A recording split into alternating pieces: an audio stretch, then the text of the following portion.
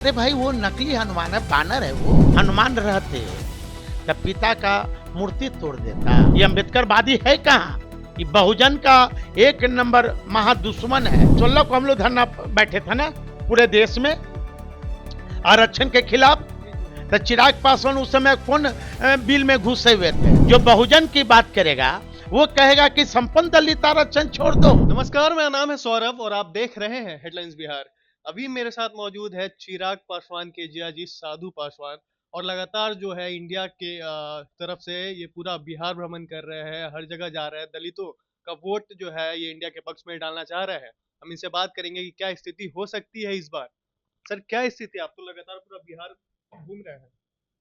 देखिए इस बार खाता खुलने नहीं जा रहा, मोदी लहर नहीं है। मोदी लहर नहीं है। बिहार की जनता अब साइलेंट है अच्छा।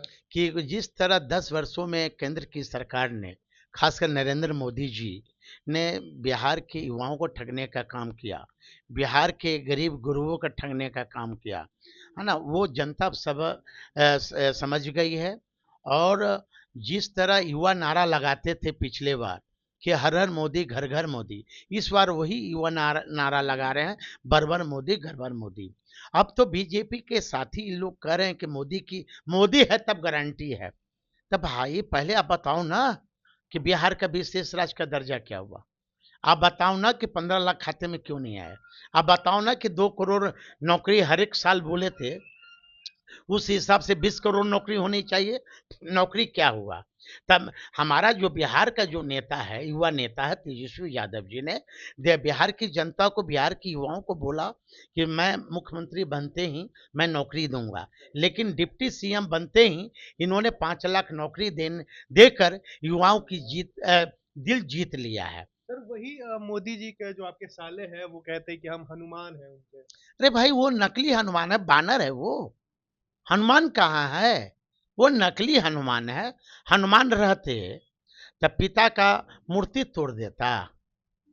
हनुमान रहते तो बाबा साहब अम्बेडकर का मूर्ति इनके सामने तोड़ा गया। आप कहते हैं कि हम अम्बेडकरवादी हैं। ये अम्बेडकरवादी है कहाँ? ये बहुजन का एक नंबर महादुश्मन है। बहुजन का नेता है ही नहीं, और खासकर पासवान का नेता नहीं है।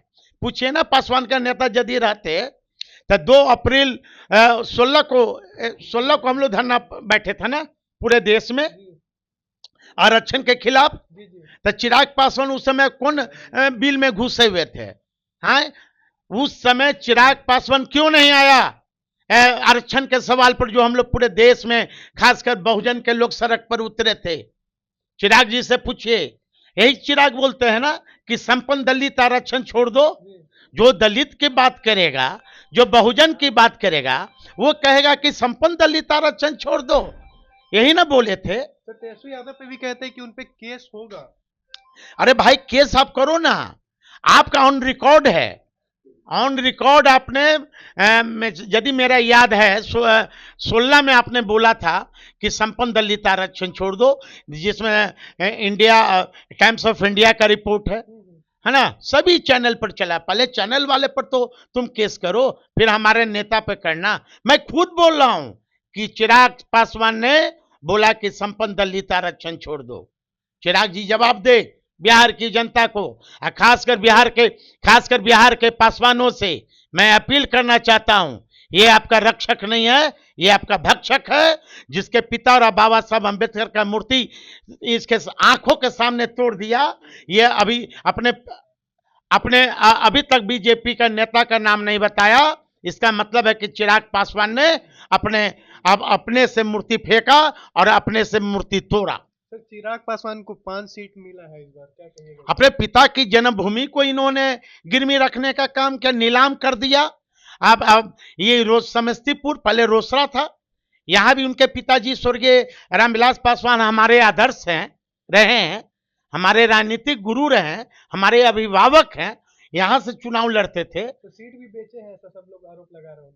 तो मैं तो कह रहा हूं बिहारी फर्स्ट क्या हुआ नारा भाई? जमुई में जीजा फर्स्ट, हाजीपुर में अपने फर्स्ट, अब बाकी मलपुआ होता है ना, मलपुआ क्या होता है? अरे मलपुआ हम लोग नहीं खाते हैं, अच्छा। पुआ। अच्छा। मालपुआ में बेच दिए ये लोग। मालपुआ में बेच दिए। हाँ बेच दिए। बिहार की जनता इनके बारे में दोहरा चरित्र जान गई है। बड़ी मम्मी, बड़ी मम्मी, बड़ी मम्मी, ये वैसलीन लगा के रोएगा, अब बाहर में गाड़ी में जाएगा तो हंसने लगेगा। बड़ी मम्मी, बड़ी मम्मी। दिखावा कर रहे हो। अरे भैया, मैं हमसे चिराग जी को कोई ज्यादा जानता है? हमारे शादी में तो चिराग जी 1 साल का होंगे ही। आपने देखा हमारे साथ जो है अभी साधु पासवान जी मौजूद थे और इन्होंने साफ तौर पे कह रहे हैं कि चिराग पासवान जो है एक नंबर के वो नाटकबाज है, उनको हमसे ज्यादा तो उनको कोई नहीं जान सकता। और जो भी ये भी आरोप लग रहा है कि वो भी जो है सीट बेच दी है और आरक्षण खत्म करने की वो बात करते हैं। तो ऐसे ही तमाम खबर जानने के लिए आप हमारे साथ बने रहे और देखते रहे हेडलाइंस।